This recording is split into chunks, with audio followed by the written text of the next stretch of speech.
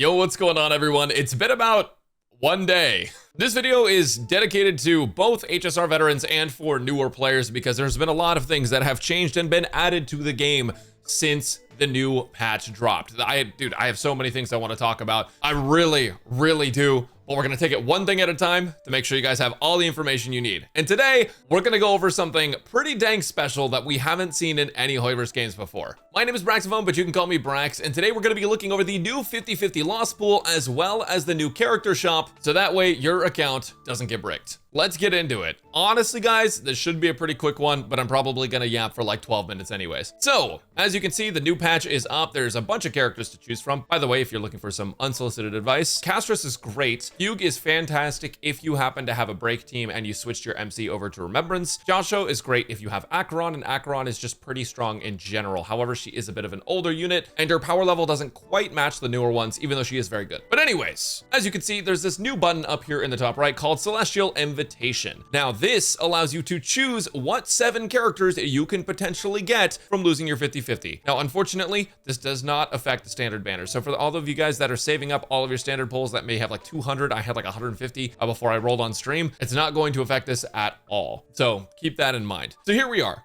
If you click on this and you click on edit, you can actually choose 3 new characters, Zilla, Blade, or Fushan. And you can actually remove characters that you maybe don't want in favor of these characters. Now, you do have to have 7 characters selected, but over time, it looks like they're probably gonna add a few more characters to here. This doesn't look like a one-time thing. I think by next year, we'll probably have 3 more characters, and maybe they'll be Penacony characters, who knows? But these are pretty early characters. Zilla was 1.0, and I think Blade and Fushan were both around 1.2, maybe 1.3. I don't remember the versions exactly off the top of my head, but these are pretty early characters, right? So we can expect either more early characters or Penacony characters next would be my assumption. But with that said, their choices to put these characters in is interesting to me, especially because Blade is actually going to be getting buffs, they had noted. So depending on how big those buffs are, Blade could be an insane pickup from your 50/50 losses. But anyways, let's go over the value of these characters real quick. Before we go any further though, I'm gonna read you this ad. Topping up is expensive, and a lot of us have probably seen the numbers in the shop on our accounts and wish they weren't so high. Anything to bring those prices down would be great, and LD Shop does just that. This is LD Shop, the way to make in-game purchases on multiple titles, but with a huge discount. For example, in Star Rail, if you wanted to guarantee a character, they have their character guarantee bundle that gives you 180 pulls worth of currency, and if you're just looking to swipe in general, you can get top-ups that are usually $100 in the US for just over $77 US, which saves you over 20% of the cost. It's super easy to use. Just put in your UID here and top up on LD Shop, and your top-up will appear in game within 5 minutes. If you spend over $80, you can also get VIP status, which gives you a free supply pass in game. If you register for LD Shop using my link, you get a 10% and 5% off coupon, which can be used to save you up to $50 off. The first top-ups that you do on the new version will actually give you double the Stellar Jades, and this also applies to LD Shop. If you top up there, you get all the same bonuses you would get in-game, but cheaper. LD Shop has been used by thousands of different players, and is totally safe and reliable for top-ups. You can use my link down below to get started. So essentially, things really haven't changed very much. Bronya is still a super strong unit for newer players, and if you happen to have Sunday, Robin, Sparkle, or any future 100% action forward supports, then Bronya is a little bit less useful, but she still does have a lot of value. A lot of people think this character was power crept, so they're terrible. No, Bronya's still really good. It's just that there are better options a lot of the time now. But for standard polls, if you're going to lose a 50/50, Bronya's a pretty good pickup, especially for Eidolons as well, because Bronya does actually get a lot of value from her E1 with the chance to get the skill point back. And then the E2, the speed tuning can be a little bit weird, but giving a 30% speed buff to your ally is very nice. And then of course at E6, you get her buff for 2 turns. So overall, she still is one of the top characters that you can pick. She sticks out to me because she was honestly one of my favorite units we've ever gotten. Back when HSR was in beta, I happened to get really lucky and get Bronya when I was doing my beta pulls. And this is a character that's very near and dear to my heart, someone that I've been playing for a very long time. She's very strong still to this day. And Welt is also my goat. I love this guy. He's so sick. What a cool character. Unfortunately, right now he kind of sucks ass. Like, there's not really a lot of reasons to use him. The main issue that he has is his damage was good in 1.0. Actually, in 1.0, he was a pretty strong character for being like a Nihility support. But the issue is that nowadays the damage doesn't really hold up. And the other issue that I always had is that in end game modes, which are like the main things that you're trying to do at the end of the game, Memory of Chaos, Apocalyptic Shadow, Pure Fiction, those three things, slowing the enemy down doesn't really benefit you at all. In fact, it almost is kind of a bad thing. When you slow an enemy down, you take less damage, which is great. But when you do take more damage from the enemy hitting you more frequently, assuming that you have a sustain, you're actually gaining more energy. The enemy hitting you is giving you energy every single time you get hit, and if you slow them down, you take less hits. But the main reason is just also because slowing the enemy down doesn't slow down the cycles as they're ticking down. All of the endgame game modes are a race to see how fast you can clear. Slowing the enemy down does not affect how fast you clear, it affects how fast the enemy attacks.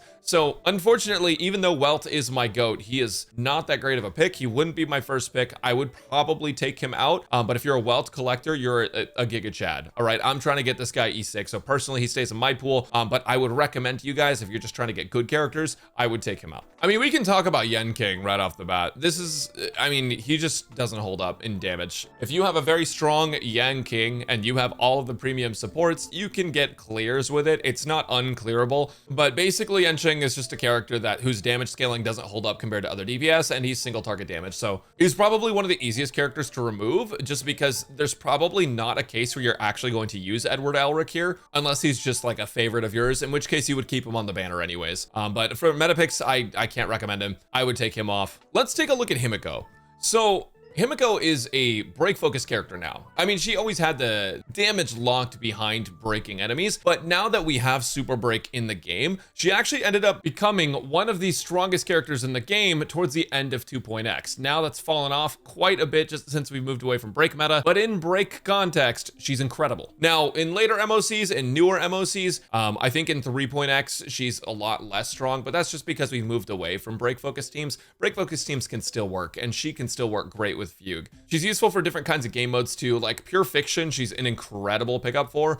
I personally would keep Himiko just purely for Pure Fiction, if nothing else, because comboing her with Herta in Pure Fiction allows you to just sweep through all of the enemies super quickly. I definitely wouldn't remove her from this. That leaves about 3 more characters, and we already have 2 slots open. So realistically, one of these guys is going to go, because these are all 3 new characters. And I'll be honest, guys, all 3 of these characters are better than a lot of the standard units that we're taking out. So for the last pick, it's kind of up to you. Japard is a character that was really good at the beginning of the game because we didn't have a team-wide shielder. But now that we have Aventurine in the game, Aventurine is essentially seen as a character that every single player should pull, because we just don't have a lot of preservation characters, and Aventurine is so strong with his shields. It is kind of ridiculous how strong Aventurine is. Japard is like Aventurine if Aventurine broke both of his legs and also wasn't good at gambling. Japard is not the best pick for this, but if you're new to the game, if you don't have Aventurine, it can be helpful to have a preservation character that can shield you. So he's not completely useless. In endgame, he definitely doesn't see nearly as much use anymore, but there are people that are clearing with Japard. It is still happening. It's just like not very many people. The other 2 characters I want to talk about are Clara and Bailu. Clara has seen more value the more buffs we've given to follow-up attackers. Usually she's used in a dual DPS team. Hyper Clara isn't quite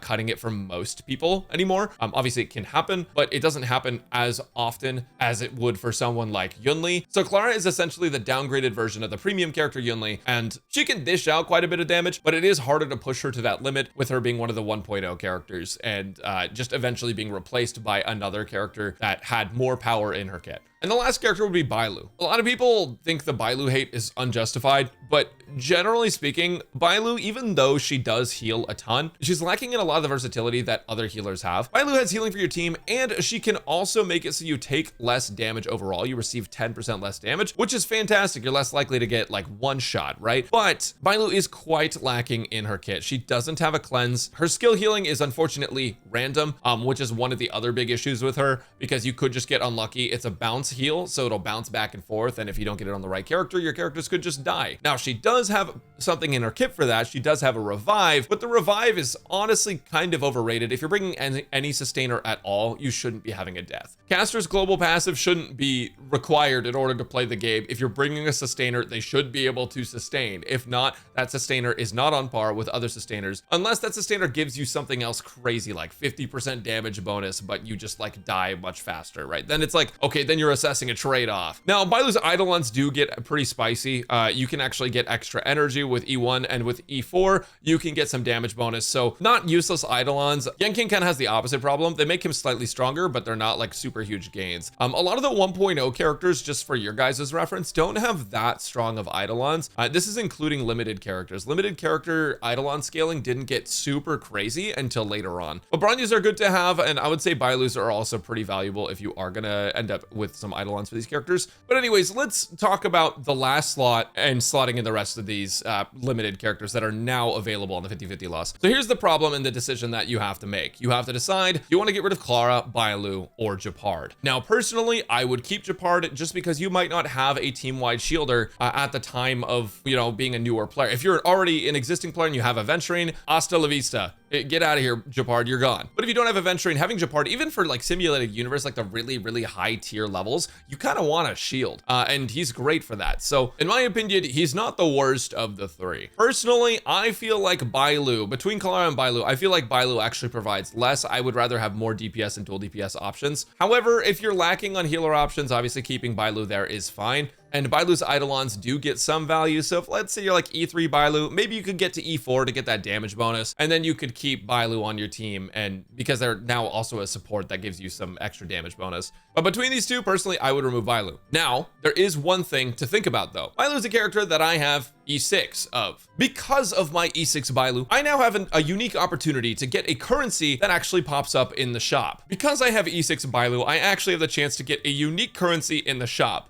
Right now, these are the golden companion spirits. You get one of these for free. Well, if you get a copy of a character you already have E6, you get a silver companion spirit, which, if I'm remembering correctly, 2 of will make 1 golden companion spirit. So once you've gotten 2 copies of a character you already have E6, you can actually pick any character out of here that's available. Or you can pick the Gamba route if you want, I guess. And if you're looking at the shop, characters like Ruan Mei and Locha are pretty damn good. Like if you already have E6 Bailu and you happen to get a gold companion spirit, dude, pick up Locha, dude. Throw Bailu away, get Bailu out of here. You're playing Locha now, you know? And even Eidolons for Ruan Mei are super valuable. Getting that E1 is insane. 20% defense ignore while in the field. And then also on top of that, 40% attack when enemies are weakness broken. Those are crazy Eidolons. And even Locha, when he has his field up, gives you 20% attack for everyone inside the zone. So because I have E6 Bailu, what would make the most sense is if I don't have like a specific character that I want to keep on this banner. Let's say like I don't mind getting rid of Clara, for example. Then by getting rid of Clara, I still have a chance to get those silver companion spirits, which would let me get characters that are currently not in the Celestial Invitation. And they actually mentioned in the dev live stream that they would be adding more characters to the gold companion spirit shop, which means that it's not a bad idea to actually leave your characters that you have E6'd on here. Crazy to think about. Now, what is a little strange or a little different about it is that to even have characters E6'd, you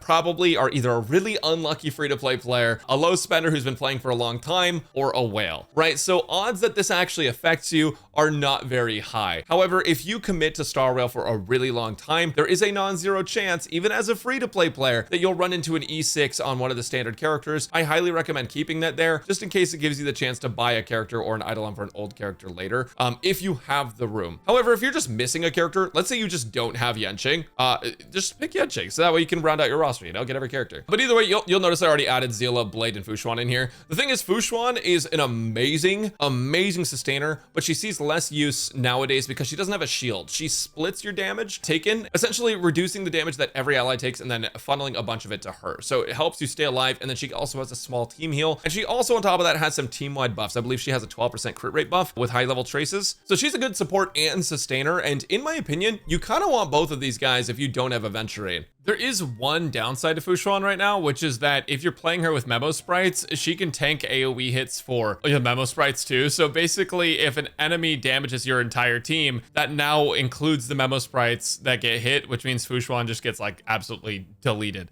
absolutely dumpstered in the new Remembrance meta, but there's still plenty of teams that can use her, and there's plenty of content you can use her in. Now with Zilla, people say she's been power crept. Obviously that's true, but she actually does still clear some MOCs in pretty good time, depending on what the MOCs actually are. And Eidolons on Zilla are gonna help her become much better. Even if they decide not to buff Zilla, you might end up getting E1, E2 Zilla over time. And that seems pretty good to me, man.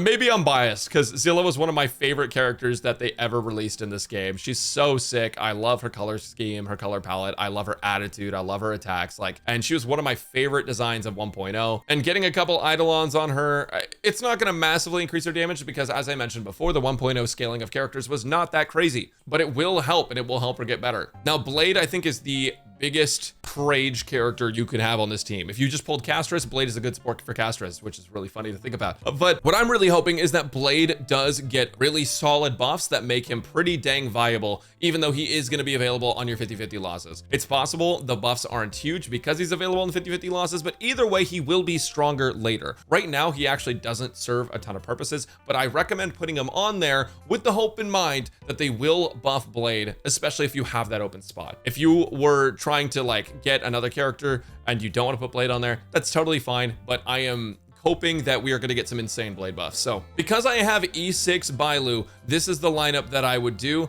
But since I am trying to get E6 Welt, I'm going to put Welt on here because he's Giga Chad, bro. I need this guy E6. I need him to pump the damage. But yes, just keep in mind that your Bailu or your Japard could definitely be swapped out for Clara, Yanqing, or Welt if you prefer those characters. But this is what I would recommend, with Bailu being here specifically because I have E6 and no other reason. With all that being said, thank you guys so much for watching. I hope that was helpful for you guys, new players and old. If you guys want me to update some of my older player guides and things like that, let me know down in the comments because I'm really trying to consider what kind of things I can do to help out newer players coming in for the anniversary and just for 3.x in general. But until then, guys, I will catch you next time. Thank you so much for watching.